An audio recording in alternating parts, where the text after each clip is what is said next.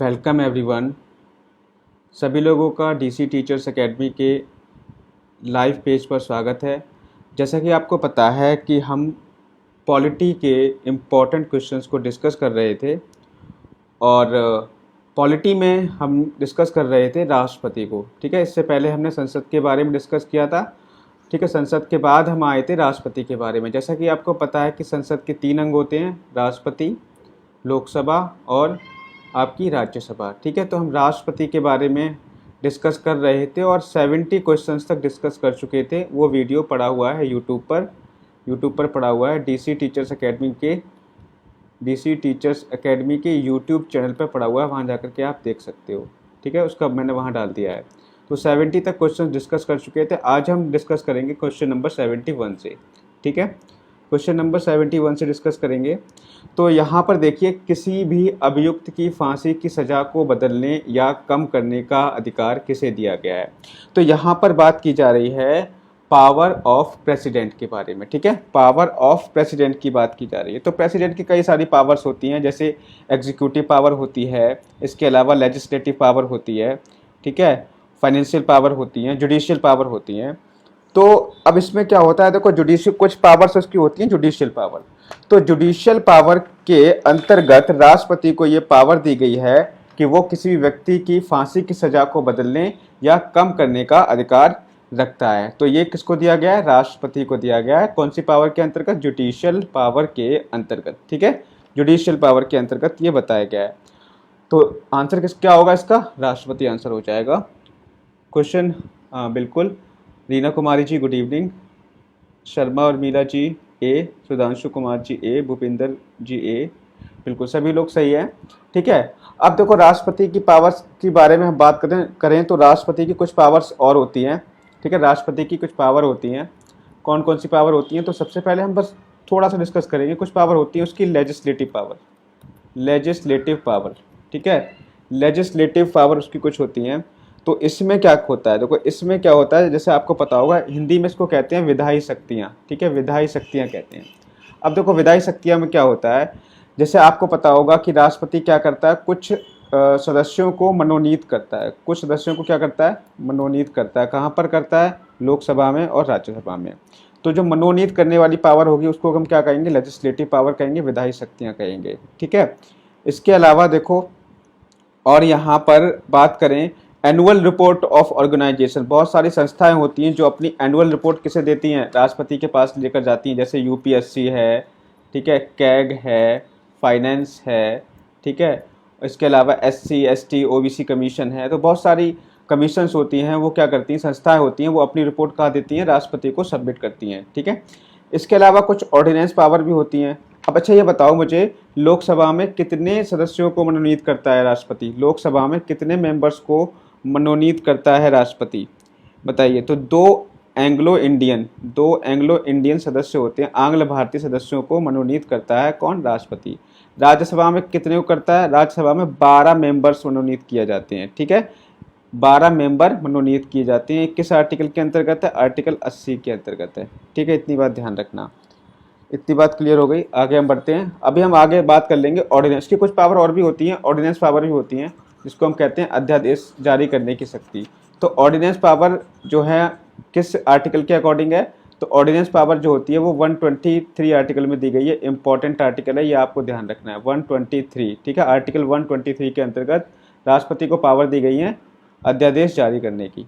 ठीक है, हाँ। अब देखो, इसमें अध्यादेश जारी क्या होता है? अध्यादेश, जैसे मान लीजिए जब संसद का सत्र नहीं होता है और कोई कानून लाने को होता है, मतलब कोई कानून लाना जरूरी हो जाता है, तो क्या करता है? राष्ट्रपति अध्यादेश जारी करके कोई कानून बना सकता है। ठीक है, ये होती है अध्यादेश। चलिए, अब हम आ जाते हैं अपने क्वेश्चंस पे।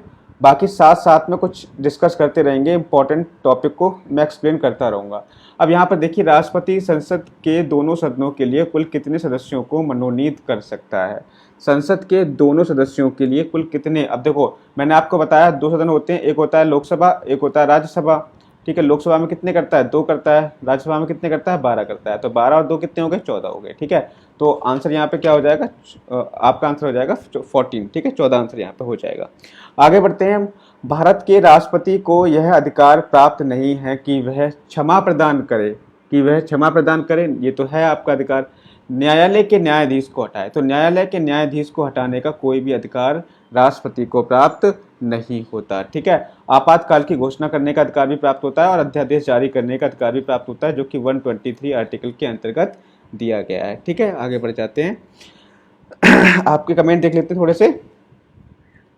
बिंदु वर्मा जी, हाँ 12 होते हैं। ठीक है, राज्यसभा में 12 होते हैं और लोकसभा में 2 होते हैं, तो कुल मिला के 14 हो जाएंगे ना।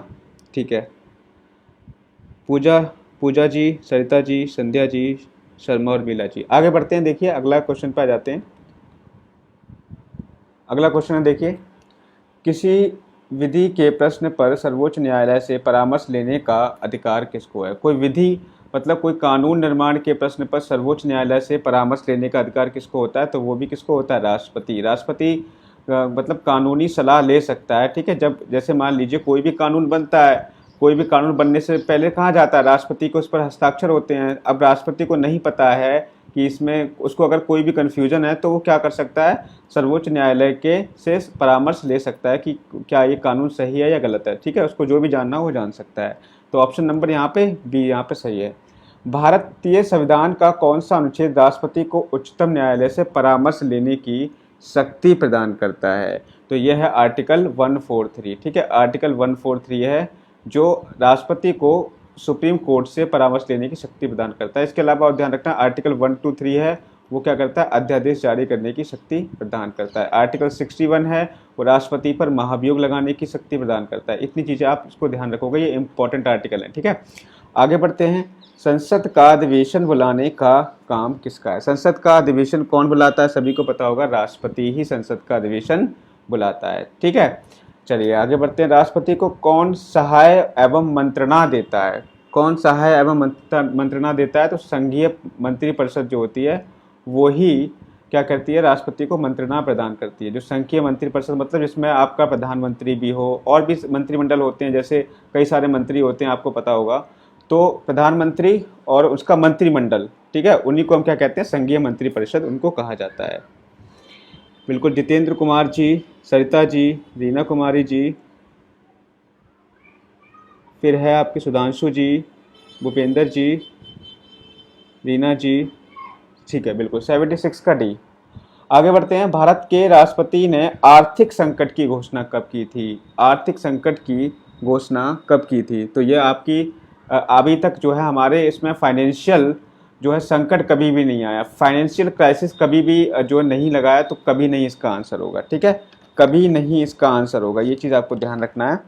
तो यहाँ पर ऑप्शन नंबर इसका क्या हो जाएगा? ऑप्शन नंबर इसका डी हो जाएगा। ठीक है, तो फाइनेंशियल पावर क्या है? फाइनेंशियल जो क्राइसिस है वो कभी भी उसने यूज़ नहीं किया है।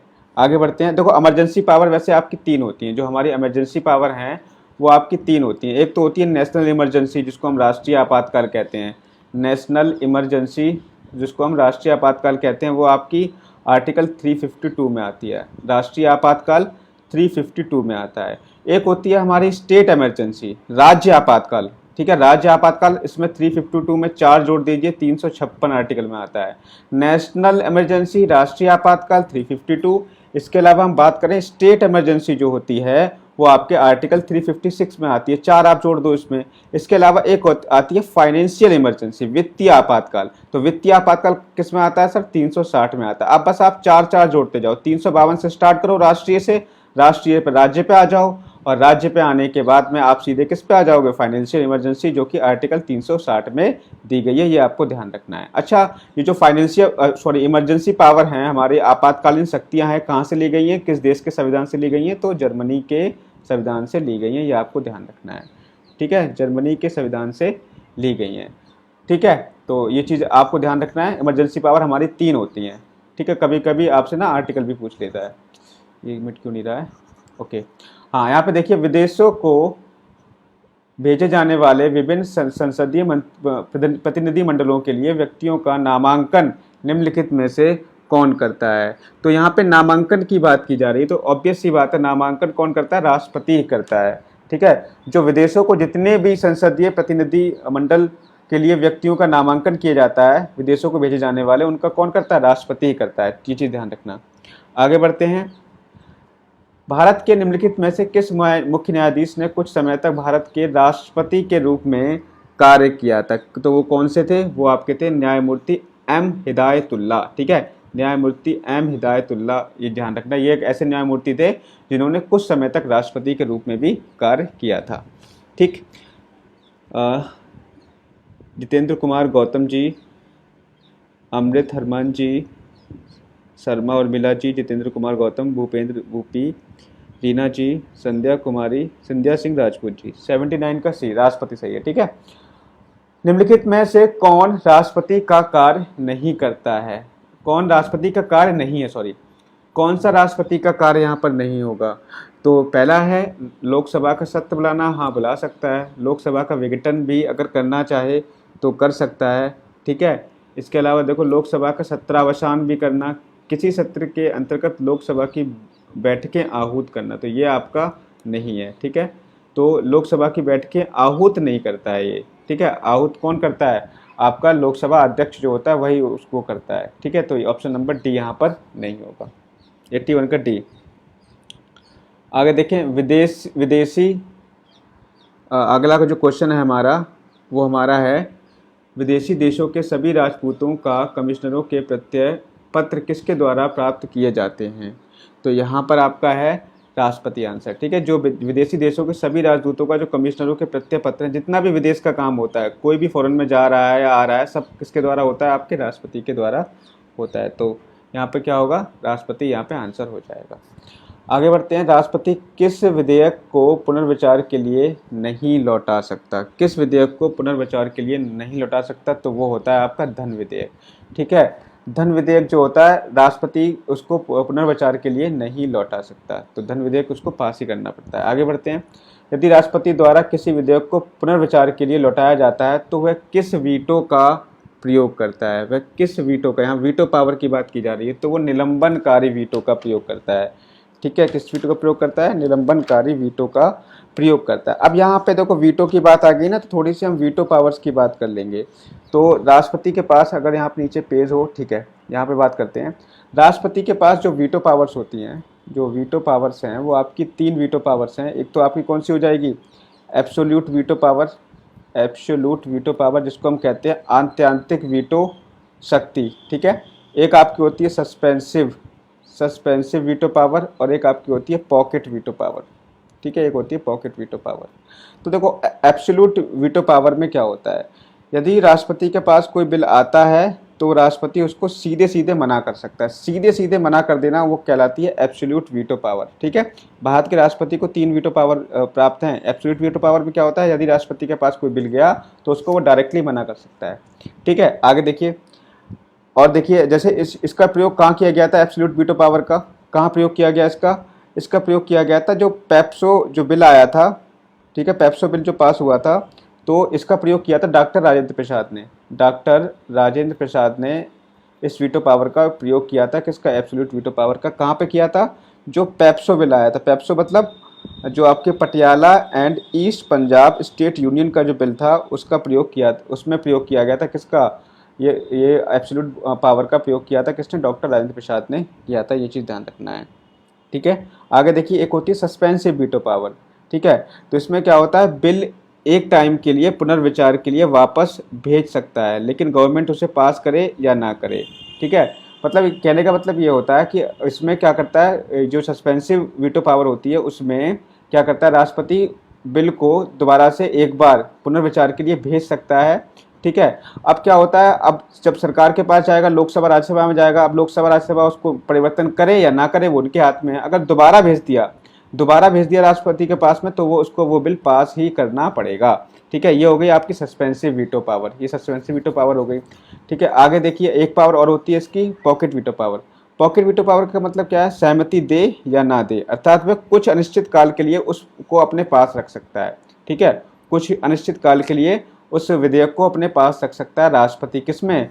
पॉकेट वीटो पावर, मतलब उसने अपने पॉकेट में डाल दिया, अब वो बिना बताए उसको कई मतलब बिना रीजन बताए उसको कई साल तक अपने पास में रख सकता है। इतनी चीज़ आपको ध्यान रखना है। तो इसका प्रयोग किसने किया था? इसका प्रयोग किया था, पॉकेट वीटो का प्रयोग किया था ज्ञानी जैल सिंह ने पॉकेट वीटो का प्रयोग किया था। और किस बिल पे किया था, किस विधेयक पे किया था? जो पोस्ट ऑफिस का विधेयक आया था, पोस्ट ऑफिस बिल जो आया था उसमें किया था। ये चीज़ आपको ध्यान रखनी है। अब हम आते हैं क्वेश्चन पे। तो यहाँ पर देखो हम किस क्वेश्चन पे थे, हाँ, तो यहाँ पर निलंबनकारी वीटो, सस्पेंसिव वीटो, मैंने क्या बताया था? सस्पेंसिव वीटो में क्या होता है? पुनर्विचार के लिए उसको लौटा सकते हैं, ठीक है। एक होता है आत्यांतिक वीटो, जिसको मैंने एब्सोल्यूट वीटो कहा था। इसमें क्या था इसमें मैंने क्या कहा था? इसमें मैंने कहा था कि जो आत्यांतिक वीटो होता है इसमें राष्ट्रपति सीधे सीधे मना भी कर सकता है। किसमें? आत्यांतिक वीटो में, ठीक है। एक होता है पॉकेट वीटो, तो पॉकेट वीटो में क्या होता है? राष्ट्रपति कुछ समय के लिए उस बिल को अपने पास में रख सकता है। इतनी बात आपको ध्यान रखनी है। आगे बढ़ते हैं।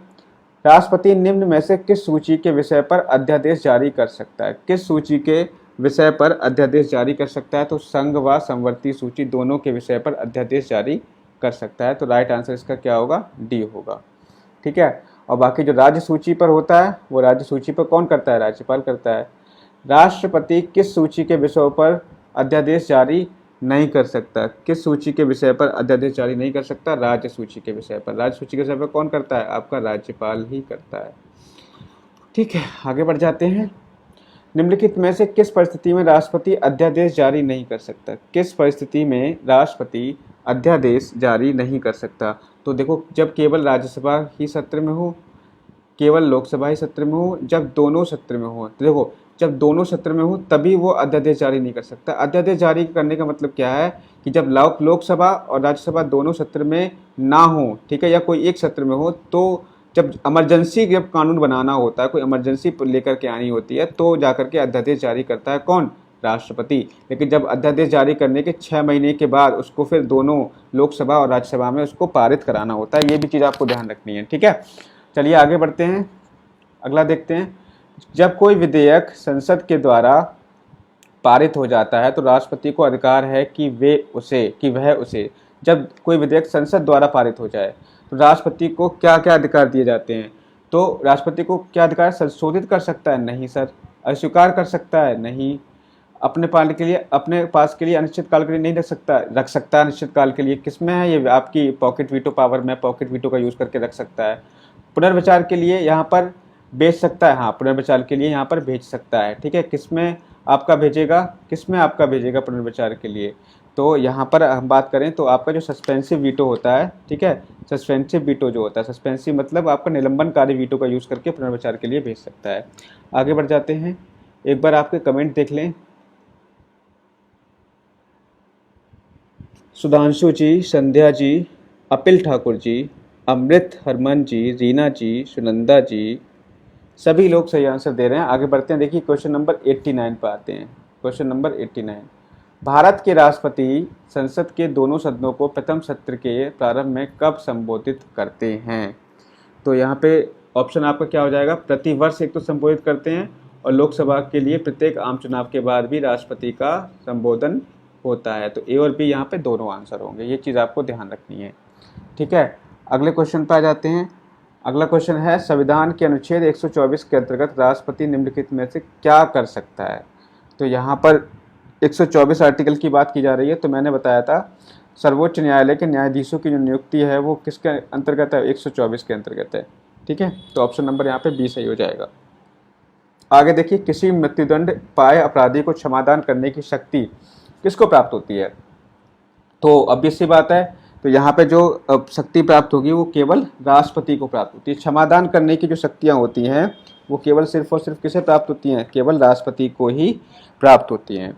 तो कई तरीके की इसमें पार्डन पावर्स होती हैं, क्षमा शक्तियाँ कई प्रकार की राष्ट्रपति को दी जाती हैं। एक होती है लघुकरण शक्ति, लघुकरण होती है एक, जिसको हम कम्यूट कहते हैं। लघुकरण में क्या होता है? सजा का, इसमें क्या होता है? सजा का नेचर चेंज कर दिया जाता है। जैसे अगर किसी व्यक्ति को फांसी दी जा रही है तो उसको आजीवन कारावास में बदल देंगे, तो उसको हम क्या कहते हैं? लघुकरण करना। पहला एक पावर होती है पार्डन पावर। दूसरी है आपकी रिमिशन, जिसको हम परिहार कहते हैं, ठीक है। परिहार में क्या होता है? सजा को कम कर दिया जाता है लेकिन सजा का नेचर नहीं बदला जा सकता है। जैसे आजीवन कारावास को हम क्या कर दें? 5 वर्ष के में चेंज कर दें, ठीक है। तो इसमें क्या होता है, परिहार में सजा को कम कर दिया जाता है, लेकिन उसका नेचर नहीं बदला जाएगा। लेकिन लघुकरण में क्या होगा, सजा का नेचर बदल दिया जाता है। ये हो गई आपकी दो दो क्या हो गई आपकी पार्डन पावर्स हो गई किसकी, राष्ट्रपति की। एक तीसरी क्षमा शक्ति राष्ट्रपति की क्या होती है, उसको हम कहते हैं रेस्पाइट या विराम कहते हैं। तीसरी शक्ति होती है विराम।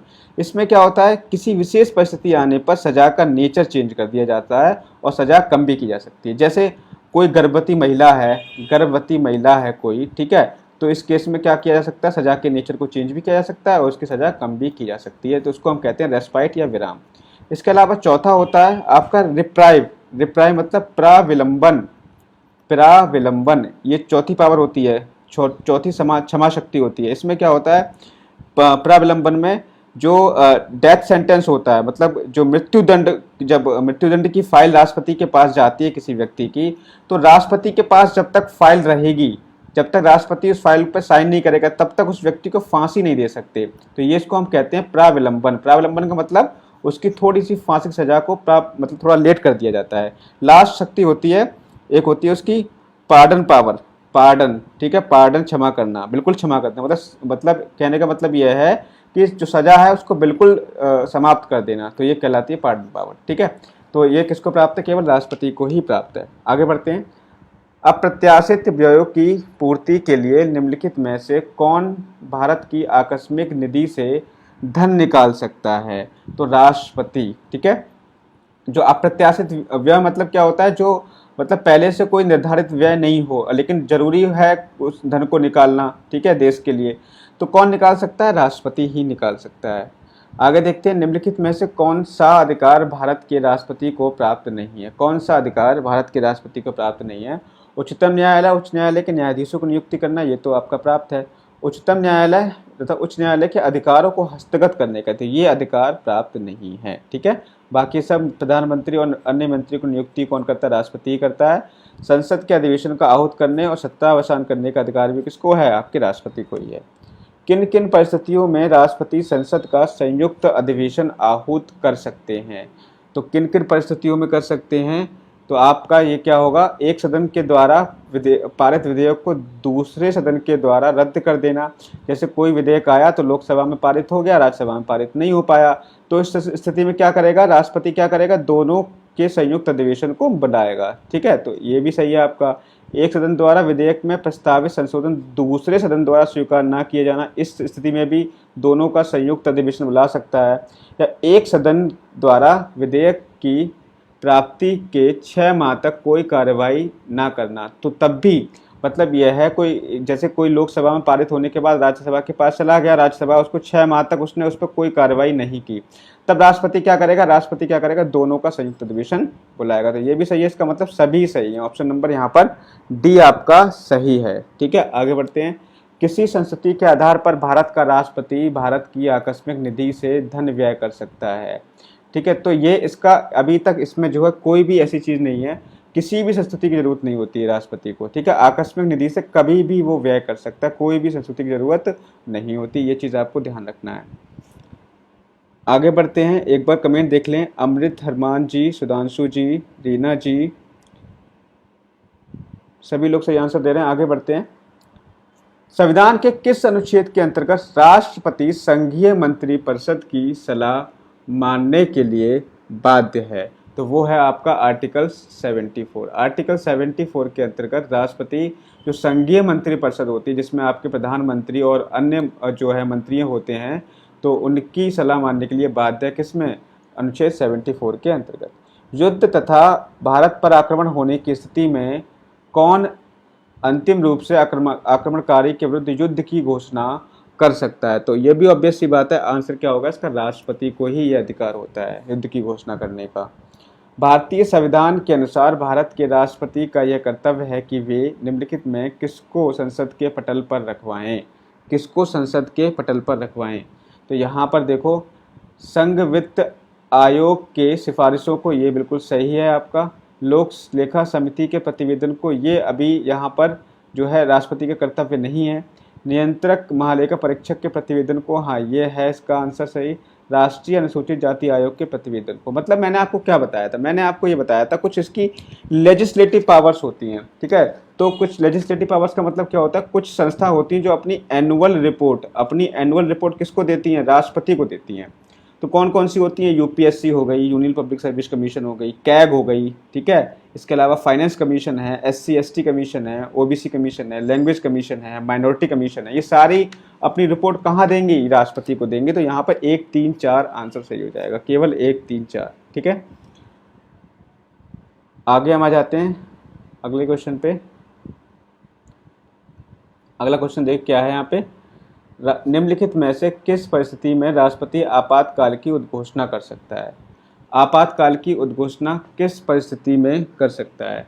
तो प्रधानमंत्री के मौखिक परामर्श पर नहीं, मौखिक परामर्श पर नहीं, क्योंकि मौखिक तो कोई कार्य होता ही नहीं है, ठीक है। इसके अलावा देखो प्रधानमंत्री व मंत्रिमंडल के लिखित परामर्श पर, हाँ लिखित परामर्श पर क्या कर सकता है, आपातकाल की घोषणा कर सकता है। और आपातकाल मैंने आपको कितने टाइप्स के बताए थे, मैंने आपातकाल जो आपकी पावर बताई थी वो 3 टाइप की बताई थी। नेशनल इमरजेंसी जो आर्टिकल 352 में है, एक होती है स्टेट इमरजेंसी जो आर्टिकल 356 में है, और एक आपकी होती है फाइनेंशियल इमरजेंसी जो आपकी आर्टिकल 360 में है, ठीक है।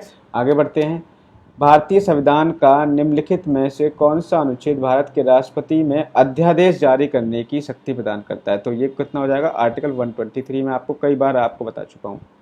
आगे देखिए, राष्ट्रपति किस स्थिति में अध्यादेश जारी कर सकता है। आपातकाल में, वित्तीय आपातकाल में, संसद के अधिवेशन ना रहने की स्थिति में, या लोकसभा के अधिवेशन ना रहने की स्थिति में। तो मैंने आपको क्या बताया था, इमरजेंसी पावर में तो अध्यादेश जारी करने की शक्ति कब होती है, जब संसद के कोई भी अधिवेशन मतलब अधिवेशन जो है सत्र में ना हो, ठीक है। तो उस स्थिति में क्या करता है, जब लोकसभा और राज्यसभा दोनों सत्र में नहीं होती हैं, तो उस समय क्या करता है, तो राष्ट्रपति चाहे तो अध्यादेश जारी करके कोई भी कानून बना सकता है कुछ टाइम के लिए। तो ये आर्टिकल 123 में दिया गया है। आगे देखिए, राष्ट्रपति द्वारा जारी एक अध्यादेश संसद के सत्र शुरू होने के बाद कितने समय तक रखा जाना आवश्यक है। तो यहाँ पर राइट आंसर आपका हो जाएगा बी, मतलब 6 सप्ताह तक रखा जाना आवश्यक है। राष्ट्रपति द्वारा जारी एक अध्यादेश संसद के सत्र शुरू होने के कितने समय तक, तो 6 सप्ताह तक, ठीक है। आगे बढ़ते हैं। राष्ट्रपति अपनी क्षमादान शक्ति का प्रयोग निम्नलिखित में से किस प्रकार के दंड के मामले में कर सकता है। तो यहाँ पर हम देखें तो मृत्युदंड में भी कर सकता है, मैंने आपको बताया था। सैनिक अदालत द्वारा दिए गए दंड में भी कर सकता है, और इसके अलावा ऐसे मामले में दिए गए दंड जो संघीय कार्यपालिका के क्षेत्रीय अधिकार के अंतर्गत आते हो, या उपयुक्त सभी। तो यहाँ पे उपयुक्त सभी आंसर होगा, सभी में कर सकता है। सुधांशु जी, रीना जी, अमृत, हरमान जी, सभी लोग सही आंसर दे रहे हैं, ठीक है। भारत के राष्ट्रपति के पास कौन सी वीटो शक्ति होती है, कौन सी वीटो शक्ति होती है। तो मैंने आपको क्या बताया था, 3 प्रकार की वीटो शक्ति बताई थी ना। 3 प्रकार की वीटो शक्ति, पूर्ण निषेध होती है एक, तो जिसको हम एब्सोल्यूट कहते हैं, एब्सोल्यूट पावर, ठीक है, सीधे सीधे मना कर देना कि हम नहीं करेंगे पास। एक होती है निलंबनकारी निषेध, मतलब निलंबनकारी का मतलब क्या होता है, कुछ समय के लिए जो है उसको निलंबित कर सकता है, ठीक है। और यहाँ पर क्या है, पॉकेट निषेध का मतलब यह है यहाँ पर अपने पास रख लेना उसको, और उसके बाद मतलब कोई भी विधेयक जब राष्ट्रपति के पास जाता है तो वो अपने पास रख लेता है, बिना बताए, बिना रीजन बताए अपने पास रख लेता है कुछ टाइम के लिए, या कभी भी रख सकता है, ठीक है, अनिश्चित काल के लिए अपने पास रख सकता है, ऐसा कोई भी टाइम नहीं है, ठीक है। आगे देखते हैं, भारत के राष्ट्रपति के, तो यहाँ पे तो आंसर जो हो जाएगा ना आपका, वो तीनों होगा और उपरोक्त सभी होगा, ठीक है, उपरोक्त सभी यहाँ पर आंसर होंगे।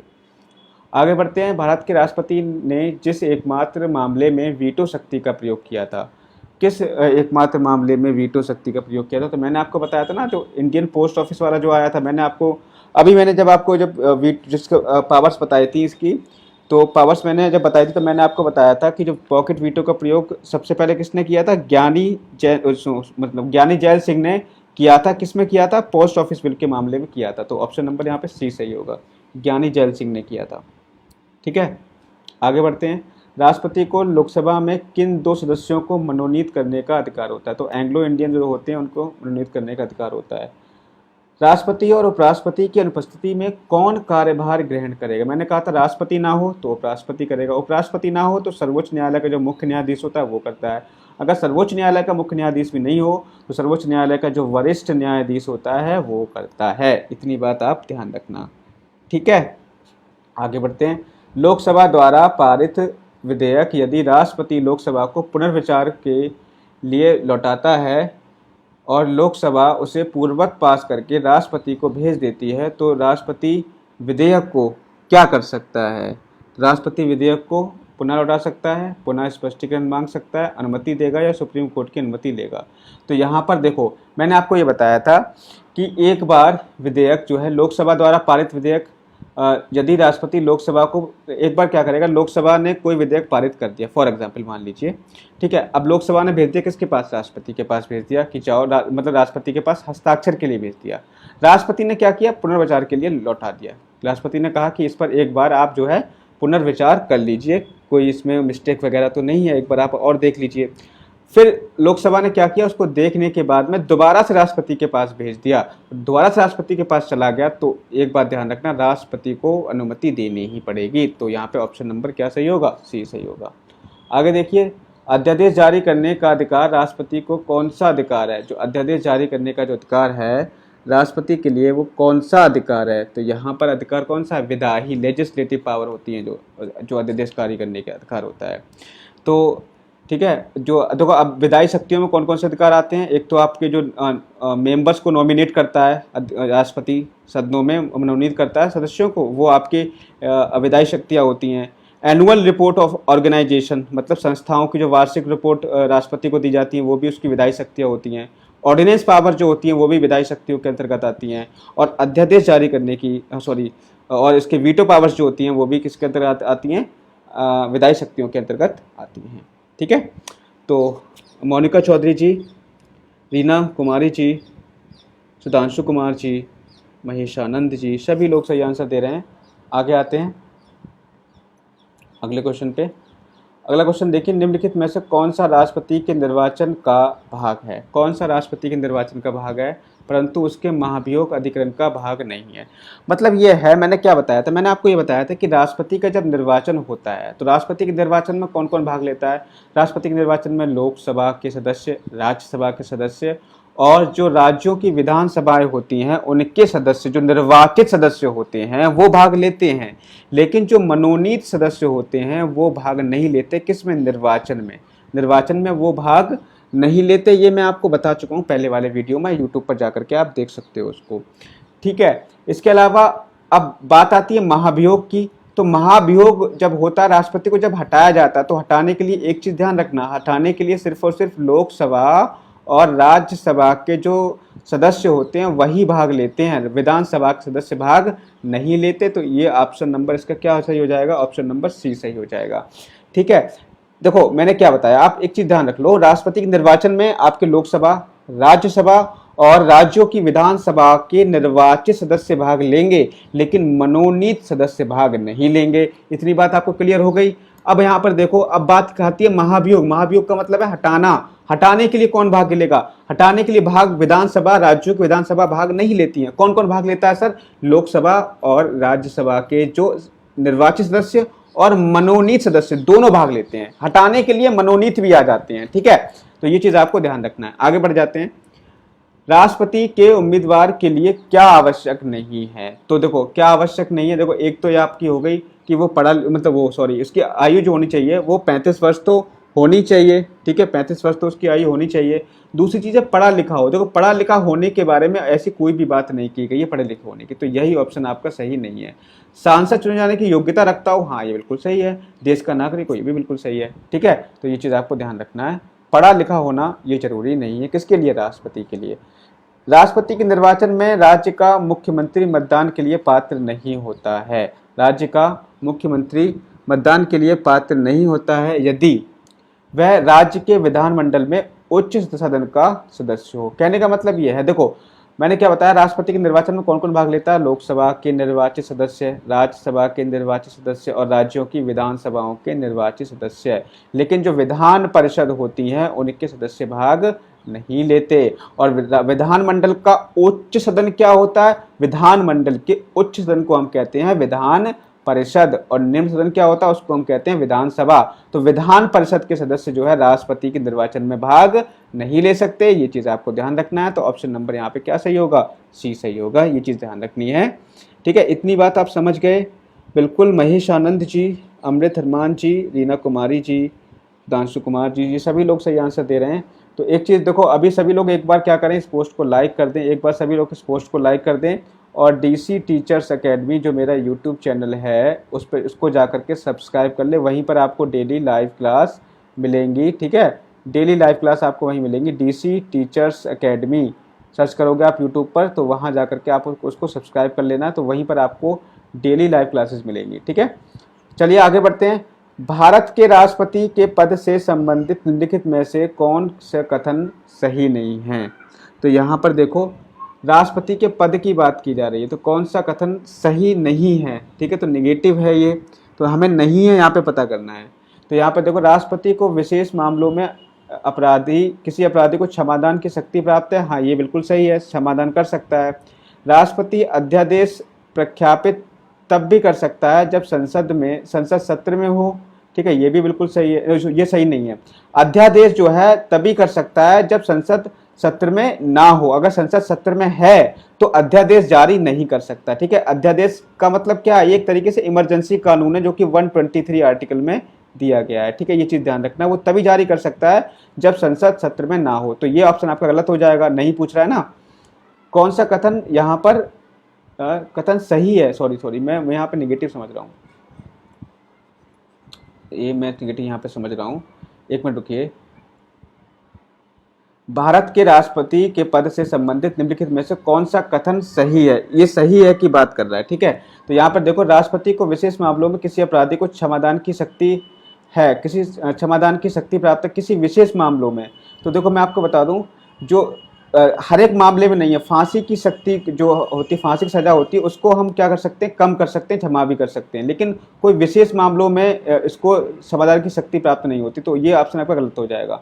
राष्ट्रपति अध्यादेश तभी प्रख्यापित कर सकता है जब संसद सत्र में हो, तो यहाँ पे क्या है, राष्ट्रपति अध्यादेश तभी प्रख्यापित कर सकता है जब संसद सत्र में हो, ये भी आपका क्या है, गलत है, ठीक है। तो एक मिनट रुकिए, यहाँ पर जो है आपका ये पहला सही है, सॉरी इसका पहला सही है, पहला इसका सही है, पहला ऑप्शन यहाँ पे सही है, दूसरा गलत है। आपातकाल के दौरान राष्ट्रपति राज्यसभा को भंग कर सकता है, आपातकाल के दौरान राष्ट्रपति राज्यसभा को यहाँ पर भंग कर सकता है, तो ये भी आपका सही है।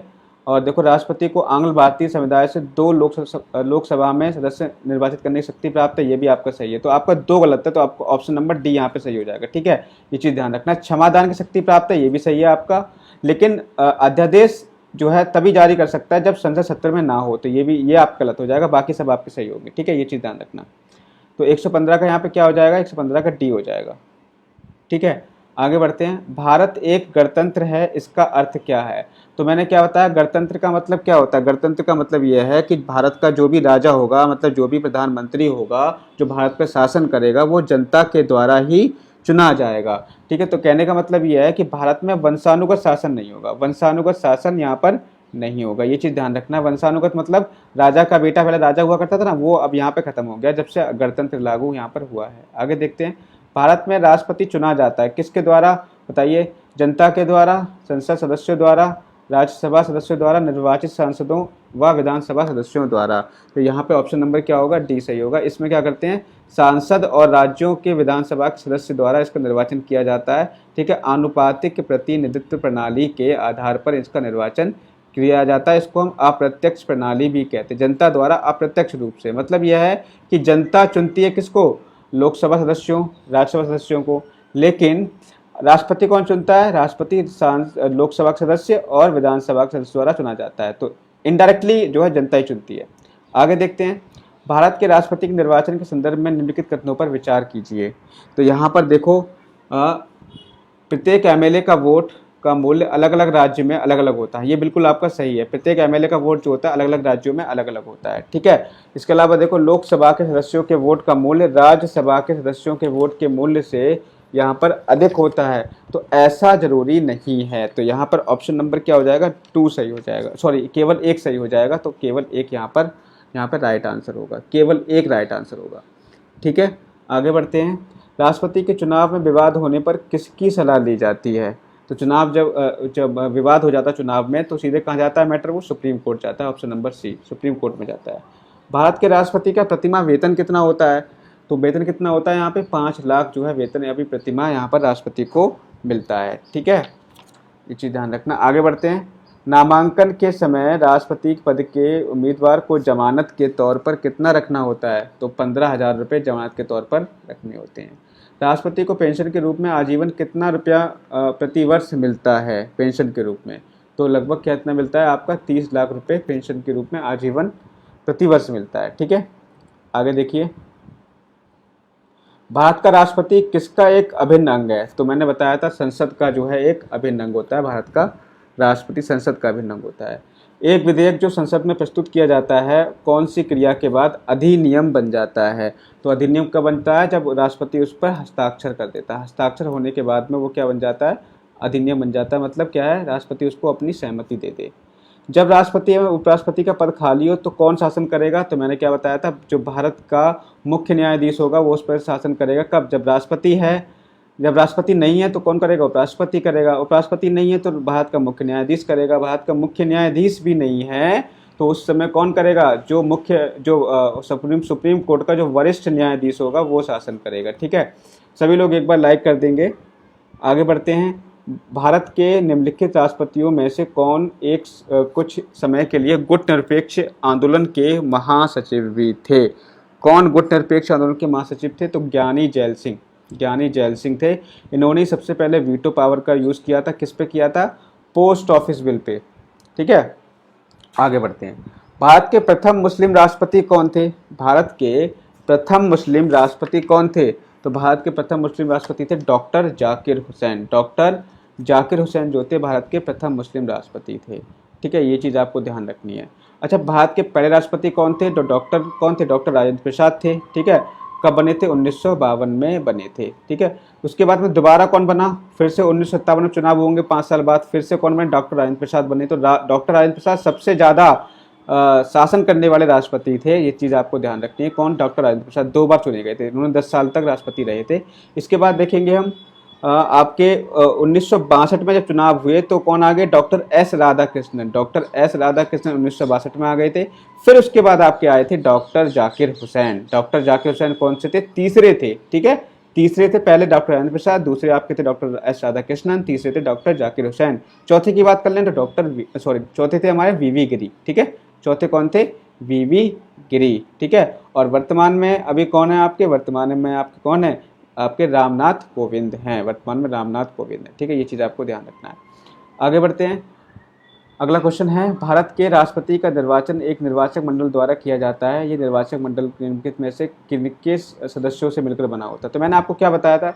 मैंने आपको ये बताया था कि एक तो इसमें कौन होते हैं? एक तो आपके होंगे लोकसभा राज्यसभा के जो निर्वाचित सदस्य होंगे वो होंगे, और राज्यों की विधानसभाओं के निर्वाचित सदस्य भी होंगे। ठीक है, तो इसका मतलब ये हुआ कि आपके एक तो आपका पहला भी सही है, दोनों सदन से सही हो गया। दूसरा भी सही होगा, राज्यों की विधानसभाओं के सदस्य भी भाग लेते हैं। ठीक है, इसके अलावा राज्यों की विधान परिषद नहीं, विधान परिषद के सदस्य भाग नहीं लेते।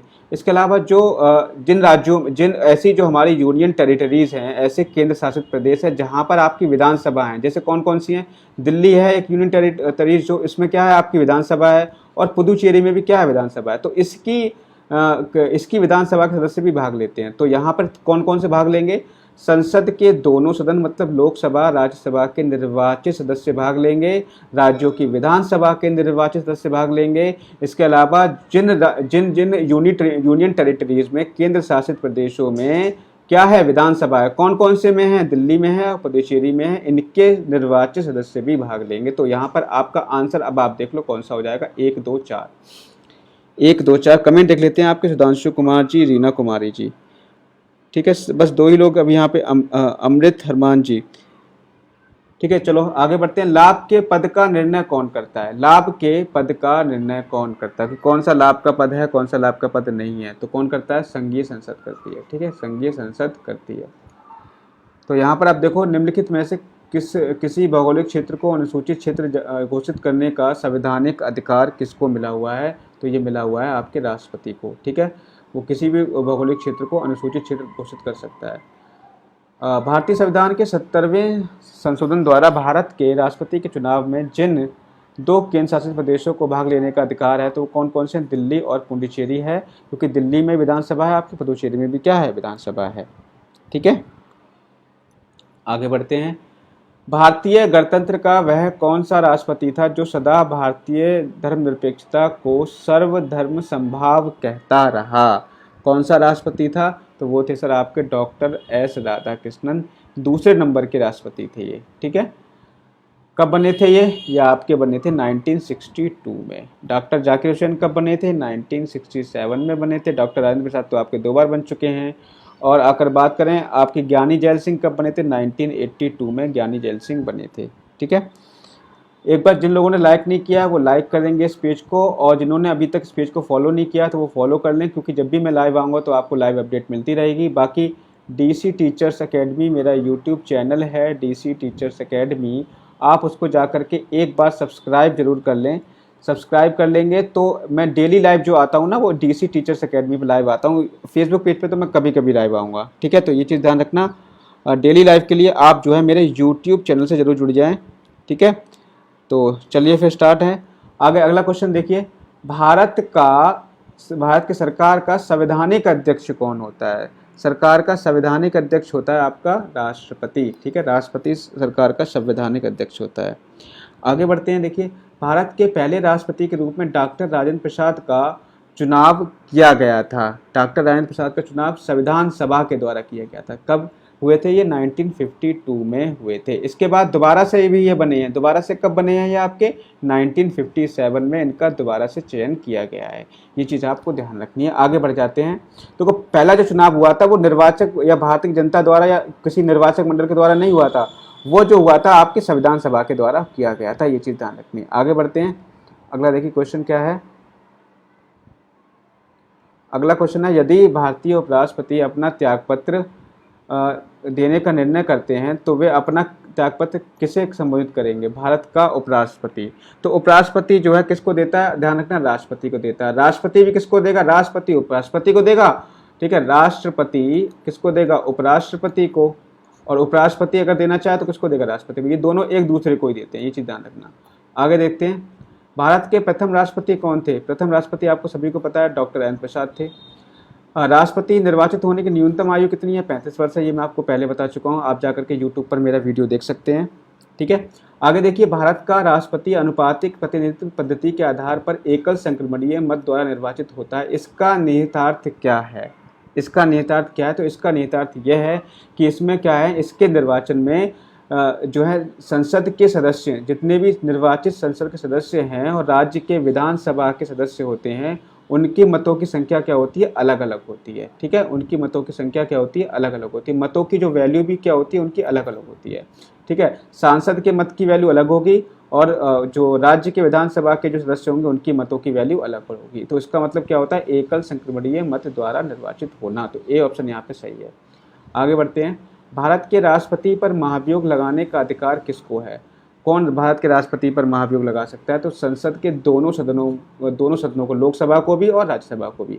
जब संसद के दोनों सदनों को ये लगता है कि राष्ट्रपति जो है संविधान का अतिक्रमण राष्ट्रपति के द्वारा किया जा रहा है, तो महाभियोग की प्रक्रिया चालू की जाती है। और महाभियोग की प्रक्रिया के लिए कम से कम जो है किसी भी सदन के 1/10 सदस्यों की अनुमति आवश्यक होती है। राष्ट्रपति को 14 दिन पहले सूचना देनी होती है। और इसके बाद में अगर मान लीजिए कि महाभियोग जब लगाया जाता है, मान लीजिए अगर संसद के लोकसभा में सबसे पहले इसको रखा गया, तो लोकसभा के 2/3 सदस्यों के द्वारा अनुमति दी जानी होती है। अगर लोकसभा के 2/3 सदस्य इसको पारित कर देते हैं, फिर ये कहाँ जाता है? फिर ये आपका राज्यसभा में जाता है। और राज्यसभा में भी अगर 2/3 सदस्य इसको पारित कर देते हैं तो राष्ट्रपति व महाभियोग की प्रक्रिया पूरी हो जाती है और राष्ट्रपति को हटा दिया जाता है। ये चीज़ आपको ध्यान रखना है। ठीक है, तो ये इतना समझ गए होगे आप। आगे बढ़ते हैं, भारत में राष्ट्रपति राज्यसभा के कितने सदस्यों को मनोनीत कर सकता है? राज्यसभा के 12 सदस्यों को मनोनीत कर सकता है, लेकिन लोकसभा के केवल 2 सदस्यों को। ये चीज़ आपको ध्यान रखना है। ठीक है, एक बार सभी लोग लाइक करेंगे, जिन लोगों ने लाइक नहीं किया वो लाइक करेंगे, सब्सक्राइब करेंगे, इस पेज को फॉलो करेंगे और जाकर के मेरा चैनल है DC टीचर्स अकेडमी, प्लीज़ यार इतना तो आप कर ही सकते हो ना, DC टीचर्स अकेडमी, इसको जाकर के एक बार आप जाकर के सब्सक्राइब जरूर कर देना, इतनी मेरी आपसे रिक्वेस्ट है। आगे बढ़ते हैं, देखिए अगला देखते हैं, क्योंकि मैं अब जो वीडियो लेकर आऊँगा ना वो लाइव मोस्टली मैं यूट्यूब पर ही लेके आऊँगा। आगे देखिए, संविधान के अनुसार निम्नांकित में से क्या शब्दशः भारत के राष्ट्रपति की शक्ति नहीं है? कौन सी राष्ट्रपति की शक्ति नहीं है? तो मैं आपकी राष्ट्रपति की शक्तियों के बारे में मैं आपको बता चुका हूँ। देखो अध्यादेश का मतलब अध्यादेश को लागू करना ये भी आपका सही है। उच्चतम न्यायालय से परामर्श लेना ये भी आपकी सही है। संसद के सदनों को संदेश भेजना, ये इसके बारे में कोई भी पावर के बारे में बात नहीं की गई है। क्षमादान की शक्ति भी इसको वैसे प्राप्त होती है। आगे देखिए, निम्नलिखित में से कौन हमारे देश के दोनों सदनों में किसी भी सदन का सदस्य नहीं होता है? तो कौन नहीं होता है? प्रधानमंत्री, वित्त मंत्री, राष्ट्रपति या आपका रेलवे मंत्री। तो यहाँ पर ऑब्वियस सी बात है, राष्ट्रपति जो लोकसभा और राज्यसभा का सदस्य नहीं होता है, क्योंकि संसद जो है आपकी 3 सदनों से मिलकर बनी होती है। किस किस से मिलकर बनी होती है आपकी? पहली आपकी बनी होती है किससे बनी होती है? पहली बनी होती है आपकी राष्ट्रपति से, दूसरी लोकसभा से, तीसरी राज्यसभा से। तो राष्ट्रपति अपने आप में एक अलग होता है, ठीक है, वो संसद का अंग है, मतलब किसी भी सदन का अंग नहीं है, कि वो संसद का एक अलग ही अंग है, ठीक है। तो राष्ट्रपति यहाँ पर सदस्य नहीं हो सकता। आगे बढ़ते हैं। भारत में केंद्रीय मंत्रियों को गोपनीयता की शपथ किसके द्वारा दिलाई जाती है? तो वो भारत के राष्ट्रपति के द्वारा ही दिलाई जाती है। ये चीज़ आपको ध्यान रखनी है, भारत के राष्ट्रपति के द्वारा दिलाई जाती है। आगे देखिए, युद्ध की घोषणा या शांति का फैसला करने में कानूनी रूप से कौन सक्षम है? कौन सक्षम है? तो राष्ट्रपति सक्षम है। मैंने आपको इमरजेंसी पावर बताई थी ना इसकी, कौन कौन सी इमरजेंसी पावर थी? एक तो थी नेशनल इमरजेंसी। नेशनल इमरजेंसी किस में थी? नेशनल इमरजेंसी आपकी 352 में थी। और एक आपकी थी स्टेट इमरजेंसी। स्टेट इमरजेंसी आपकी 356 आर्टिकल में थी। एक आपकी थी फाइनेंशियल इमरजेंसी जो आपकी 360 आर्टिकल में थी। ये चीज़ आपको ध्यान रखना है। तो युद्ध की घोषणा या शांति कौन करेगा? राष्ट्रपति ही इसका फैसला करता है। ये चीज़ आपको ध्यान रखनी है। डॉक्टर राजेंद्र प्रसाद कितने वर्ष तक राष्ट्रपति रहे थे? कितने वर्ष तक जो है ये राष्ट्रपति रहे हैं डॉक्टर राजेंद्र प्रसाद? तो 12 वर्ष तक जो है ये राष्ट्रपति रहे थे। 12 वर्ष तक ये राष्ट्रपति रहे हैं। ये चीज़ आपको ध्यान रखनी है। आगे बढ़ जाते हैं। इनमें से किसने भारतीय गणतंत्र के 12वें राष्ट्रपति के रूप में कार्य किया था? तो ये तो देखो एक तरीके से अलग ही क्वेश्चन है, तो इसको आप हटा ही दो। आप जो है ना करेंटली ध्यान रखोगे रामनाथ कोविंद के बारे में, और ये कौन से वे हैं इसके बारे में ध्यान रखो, कौन से वे राष्ट्रपति हैं। आगे देखेंगे, निम्नलिखित में से कौन भारत के राष्ट्रपति के चुनाव में भाग नहीं लेता? तो मैंने क्या बताया, राज्यों की जो विधान परिषद होती है वो चुनाव में भाग नहीं लेती हैं। बाकी राज्यसभा के सदस्य भाग लेते हैं, लोकसभा के निर्वाचित सदस्य भाग लेते हैं, और विधानसभा के निर्वाचित सदस्य भाग लेते हैं। एक चीज़ और ध्यान रखना, राष्ट्रपति के चुनाव में मनोनीत सदस्य कभी भाग नहीं लेंगे। ये चीज़ ध्यान रखना, मनोनीत सदस्य कभी भाग नहीं लेंगे, लेकिन राष्ट्रपति को हटाने के लिए मनोनीत सदस्य भाग लेंगे, ठीक है। आगे देखते हैं। अगला देखिए, निम्नलिखित में से जिस क्रम में सेवा की, उसमें निम्नलिखित में से कौन सा क्रम सही है? ये सब राष्ट्रपति को क्रम दिया गया है, तो क्रम आपको बताना कि कौन सा क्रम यहाँ पर सही है, आपको क्रम बताना है। तो क्रम यहाँ पे देखिए, अगर हम बात करें तो सबसे पहले एन.एस. रेड्डी जो थे आपके, जो एन.एस. रेड्डी मतलब नीलम संजीव रेड्डी, ये कब बने थे आपके? नीलम संजीव रेड्डी बने थे आपके 1977 में, तो ये आपके पहले बने थे। फिर देखिए इसके बाद ज्ञानी जैल सिंह बने थे 1982 में, ठीक है। आर वेंकट रमन बने थे 1987 में। इसके अलावा देखो डॉक्टर शंकर दयाल शर्मा जो बने थे वो आपके 1992 में बने थे। तो यही क्रम आपका सही है, एकदम से बी ऑप्शन यहाँ पे सही होगा, ठीक है। आगे देखिए, भारतीय संविधान के अनुसार कार्यपालिका का प्रमुख कौन होता है? तो कार्यपालिका का प्रमुख कौन होता है? राष्ट्रपति होता है। तो यहाँ पर देखो हमने राष्ट्रपति के ना जो भी इंपॉर्टेंट क्वेश्चंस थे सारे डिस्कस कर लिए हैं, और एक बार आप इस वीडियो को रिवाइज कर लेना। बाकी ये वीडियोस मैं अपने YouTube channel DC teachers academy पर ही डाल दूंगा, वहाँ पर जाकर के आप इन वीडियो को देख सकते हो, ठीक है। अगर आप CTET या UP TET या HP TET की तैयारी कर रहे हो और BEO की तैयारी कर रहे हो, तो इन सारे वीडियो की क्विज आपकी वहाँ पड़ी हुई है DC टीचर्स अकेडमी पर, आप जाकर के उन्हें रिवाइज कर सकते हो, देख सकते हो। और मैं इनको, एक मेरी खास बात ये भी है कि जब भी मैं एक्सप्लेन करता हूँ ना, तो साथ साथ में ऑप्शन भी एक्सप्लेन करता हूँ, तो वो उसको आपको रिवाइज करने में बहुत ज़्यादा हेल्प मिलेगी, ठीक है। तो आज के वीडियो में सिर्फ इतना ही रखते हैं। एक बार सभी लोग, जितने भी लोग देख रहे हैं, लाइक करेंगे, और मेरा चैनल है DC टीचर्स अकेडमी, प्लीज़ एक बार जाकर के आप सब्सक्राइब जरूर कर देना, ठीक है। DC टीचर्स अकेडमी को जाकर के सभी लोग सब्सक्राइब करेंगे। इस पेज को लाइक और फॉलो जरूर करके जाएं, जिससे कि कभी भी मैं लाइव आऊँगा तो आप लोगों को अपडेट मिल जाएगी, ठीक है। आप लोगों को अपडेट मिल जाएगी जब भी कभी भी मैं लाइव आया तो। इतनी बात ध्यान रखना। कमेंट देख लें आपके, रोहम मिशाल जी, अमृत हरमान जी, सुधांशु जी, रीना कुमारी जी, सुषमा शर्मा जी, सभी लोग जो हैं बिल्कुल सही हैं। ठीक है, चलिए सभी लोग स्टडी करते रहिए। सभी को रक्षाबंधन की शुभकामनाएं। घर पे रहिए, सेफ रहिए। मिलते हैं आपसे। यूट्यूब पे मेरी क्लास होगी कल, ये चीज़ ध्यान रखना। तो सभी लोग यूट्यूब चैनल को सब्सक्राइब कर लें और क्लास होगी आपकी 3:30 बजे। ठीक है, तो मिलते हैं नेक्स्ट वीडियो में। Thank you, have a nice day.